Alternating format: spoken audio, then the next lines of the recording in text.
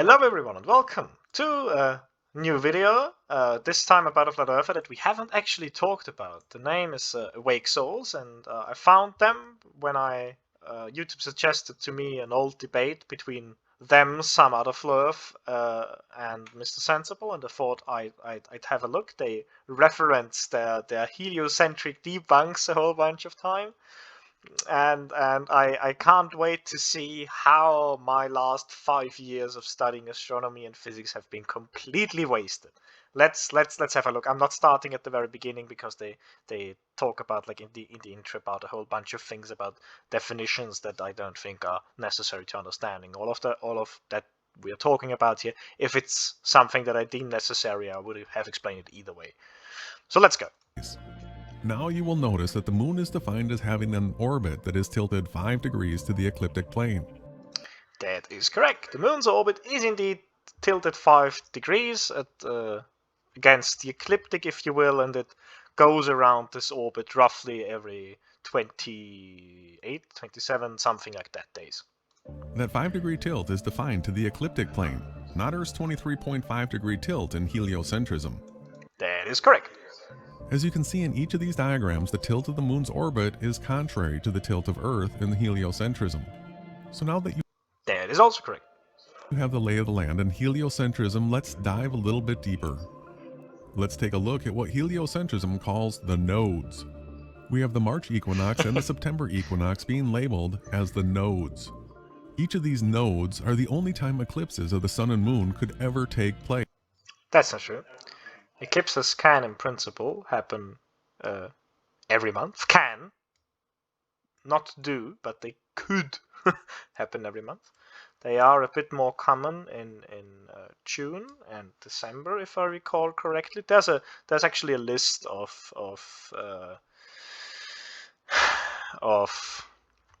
all the eclipses by date, I believe it is. You can look it up. That there is some statistical non-uniformity to be found in there. That there are some months where it's just more probable because the way the orbits are kind of arranged relative to each other. Looking at the diagram, we can see that there are only 2 possible times this could happen, and that it is at the equinoxes, which have been labeled. No, that's not true. This depiction here, I see how this depiction could lead you to this conclusion, but the moon goes through its orbit like every month, like even shorter than that, every 27 days, 28 something, and we go around the sun once a year, right? So I have this prepared here, the eclipse cycle. So that's essentially what's going on. That's a month. So in a month we go through this gray circle, and in a year we go through this yellow circle. So in principle, every time we are roughly in these areas right here, you can have an eclipse. I say roughly in these areas because, of course, the moon has an angular size, the sun has an angular size that are somewhat similar, and depending on where you are on Earth, if you're farther up north, of course, the sun can be a bit lower, and if you're further down south, the sun up here can be a bit higher, and you'd still get an eclipse. So that's, yeah. But I can see how this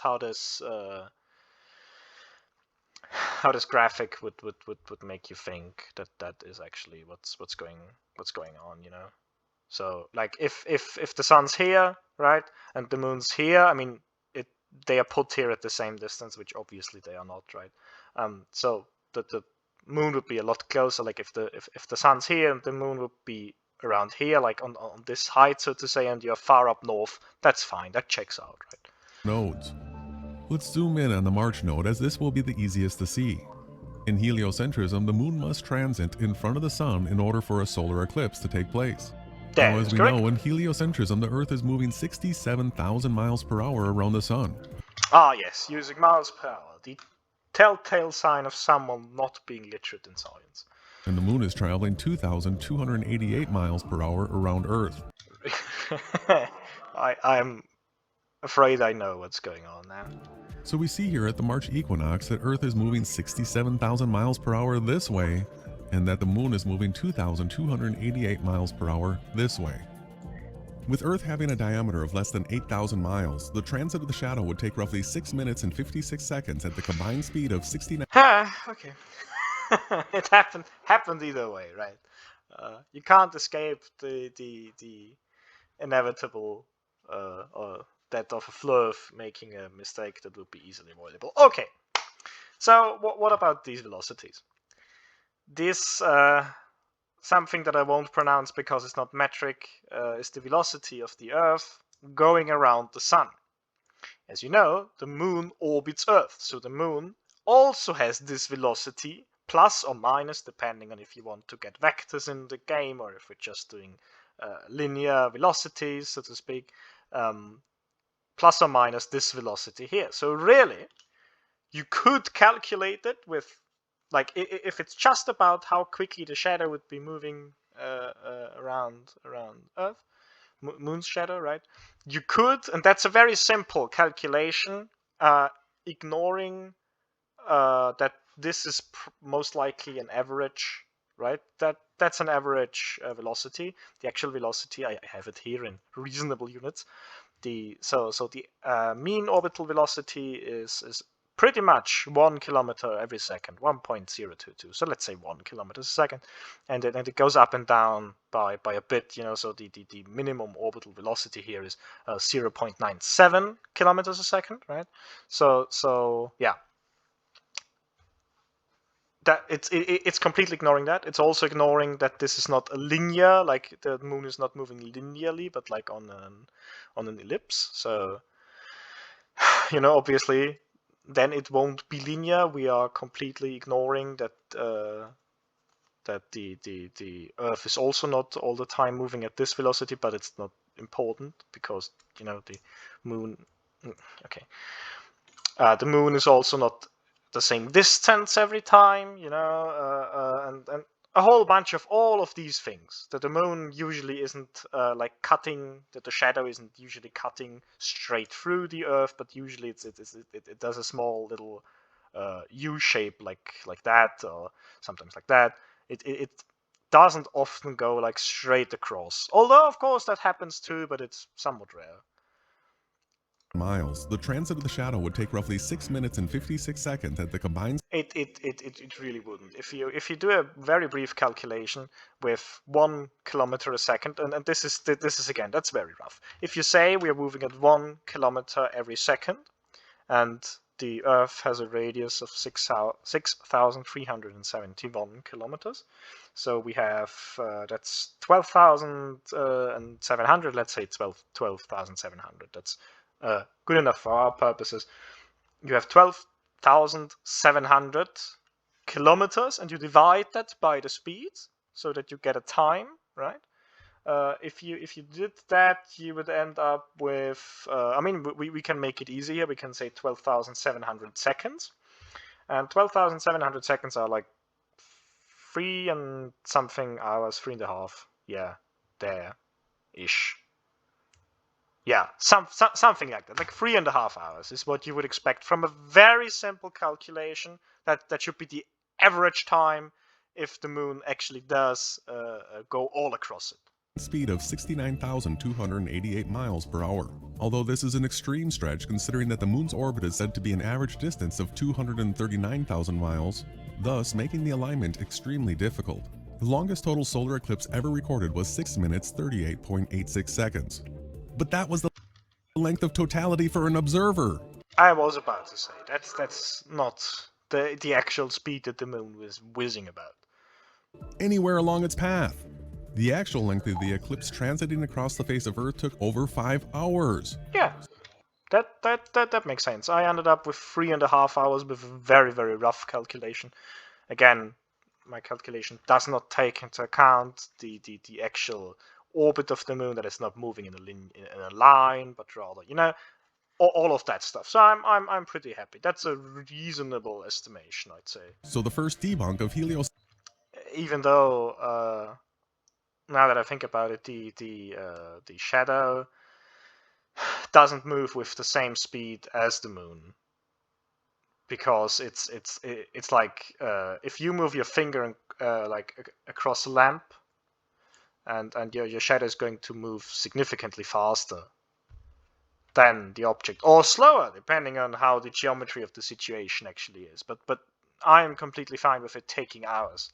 Like 3.5 hours is the quickest calculation that I did in literally under like 3 minutes. Centrism here is that the length of solar eclipses that we record and witness are much too long for the heliocentric.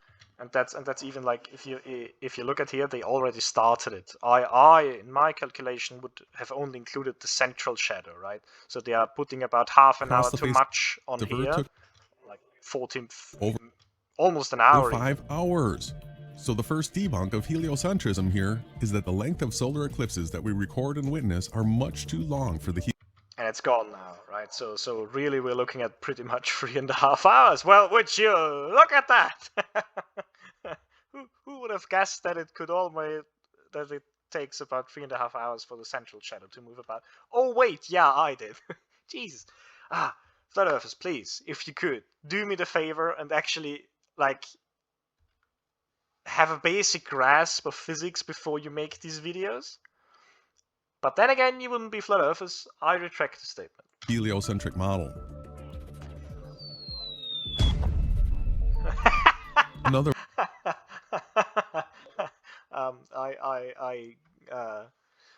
It should say something like embarrassment number 1 here, because that's definitely what's going on here.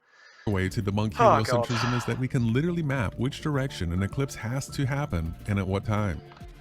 If the Earth is moving this way 67,000 miles per hour, and the Moon is traveling this way 2,288 miles per hour.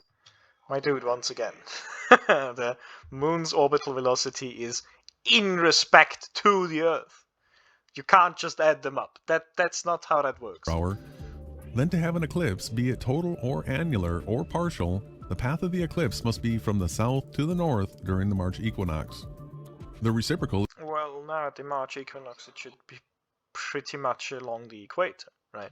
The red line that you have in here, that I think that is supposed to be the equator, I guess.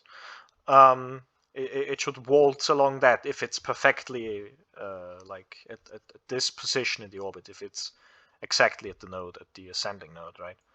Is true during the September equinox. In this case, eclipses must happen from the north to the south. The path of totality promoted by heliocentrists shows that. Yeah, no, I was about to say those aren't actually that easy most of the time. That's because the you know how do I put it? First of all, that's a 2-dimensional depiction right here, right? So if you have the Earth obviously is a 3-dimensional object like a sphere, and if you have so like this path right here, right?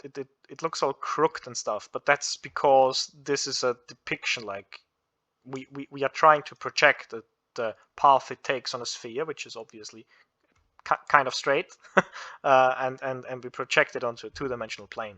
And that's why you get these weird distortion effects, especially if you're close to the poles, like this number 5 here and this number 2. But all of them are a bit strange. That it is not always the case, though. Sometimes the paths are going the wrong direction, which is heliocentric debunk number 2. No. that's also not how that works. So the thing that's determining the direction here, imagine that you have a sun far away, right? And then you have an Earth and the Moon. And so the Moon is moving across in some direction, right? This, depending on where all of this is, this ellipses must begin. This may or may not travel north to south, or pretty much kind of along the equator. Usually it's somewhat parallel to the equator. Usually, not all the time, that's fine, but that's not an actual problem. Also, do you think that we'd be this stupid to, if we faked all of that, to not notice any of this? Do you really think that? Come on. The direction of rotation of Earth. Let's zoom in here a little bit and watch. The path of totality of a solar eclipse is a narrow, rough, and clearly want to give special attention to heat must be linked. Sorry, I skipped a point accidentally. I do apologize. Direction, which is heliocentric debunk number 2. I'd say small embarrassment number 2, because that one wasn't, that spectacular. There is another closely linked debunk of heliocentrism, and that is the direction that the path of totality shows up. The path of totality could only show up on the ground as traveling from east to west, due to the Actually not. direction of rotation of Earth. Let's zoom in here a little bit and watch. The path of totality. Again, with this depiction, I could understand how you come to this conclusion, but that is not actually how this comes from. I will explain in a bit. The totality of a solar eclipse is a narrow, roughly 70-mile wide band that experiences the sun fully blocked by the moon. With Earth spinning in the direction required for sunrise to be in the east and sunset in the west, we can clearly see that all eclipses must begin in the east and travel west. This is an unarguable point, and the reason why this is heliocentric debunk number 3. And it's embarrassment number 3, because you didn't take into account. So okay, I love it. So the one time that you actually could have talked about velocities, you don't. I don't know why. Maybe you're doing that on purpose. So if we have the moon moving in this direction here, right, with 1 kilometer every second, the tangential velocity of Earth revolving, Roughly right, is roughly 400 something meters per second. That means that the moon is overtaking Earth. Okay, now moon's overtaking Earth, and you can't forget that the shadow that you're seeing is a projection, right? So if you can literally draw that out. Hang on just a second. Okay, I am here in this online application of Paint. I will do my absolute best. It will not work, I assure you. So let's say we have the Earth. I will draw in a blue. Let's say well, that immediately didn't work now, did it? Why can I? There. Oh, okay. No, I see how it works. I do apologize. So let's say we have the Earth right here, right? And we have the moon in a gray right here. That's the moon. And we have the sun, the light from the sun coming in this way, right? So the moon is moving yonder with about 1 kilometer, oh god, every second. I do apologize. And the equator, like the tangential velocity, is rotating this direction too with about 400 meters per second, right? So what happens is the shadow, if it comes in from the left here, kind of, right, it will start right here, and because the moon moves faster than the equator, if you will, it would waltz along that way at about 600 meters per second. Relative to the equator, obviously, right? That's important. That's very important. Relative to the equator. Okay? Cool. Very, very cool. So, and that's again, that's projecting the shadow. That doesn't take into account that thing is moving faster, and we're making a simple approximation here, okay? And the simple approximation tells me that indeed it should go from west, which is here, to east, which is right here. So, yeah, the one time that the velocities would have gone against you, you don't mention the velocities. I wonder why. 50-mile wide band that experiences the sun fully blocked by the moon. With Earth spinning in the direction required for sunrise to be in the east and sunset in the west, we can clearly see that all eclipses must begin in the east and travel west. This is an unarguable point, and the reason why this is heliocentric debunk number 3. It's embarrassment number 3, really, and I believe that is all the time that I have for embarrassment this evening. Ha! Not so fast, past Olaf. So this is a future Olaf from the editing here. Good day. I had the impression that I didn't make it quite clear enough what I meant with the orbit and all of that stuff. So a kind of important disclaimer here. He is correct when he says that if it's like that, obviously no eclipse can happen. Of course. But the clue about this here is that the moon orbits Earth every 28 days, and the month takes like more than that on average, right? So that's the thing here. So whilst yes, in one given year, this is correct that you can only have an eclipse, say in June and in whatever else it is, right? The actual the actual time that the moon's orbit will be inclined 5 degrees relative to the sun here, this tilt that is really 5.1 degrees, this changes over a couple of years, right? So I have here this eclipse season calendar that I believe explains it a lot better, right? So currently, in the year 2023, right now it's like in May we have a chance of a lunar eclipse, right? So that's essentially what this is saying here. And as you can see, this moves every month, like every year it moves down about, I don't know, half a month or something like that. So that's the thing that I really want to point out here, that he's correct in saying that yes, there can only be a solar eclipse if it's like that or like that, but the tilt, like the time of when the tilt aligns with the nodes and when it doesn't, that actually changes over the course of a couple of years. And that's why historically we have had solar eclipses and lunar eclipses in every month. Just so we are on clear grounds. Yeah, I thought I did a bit of a poor job explaining that in the first place.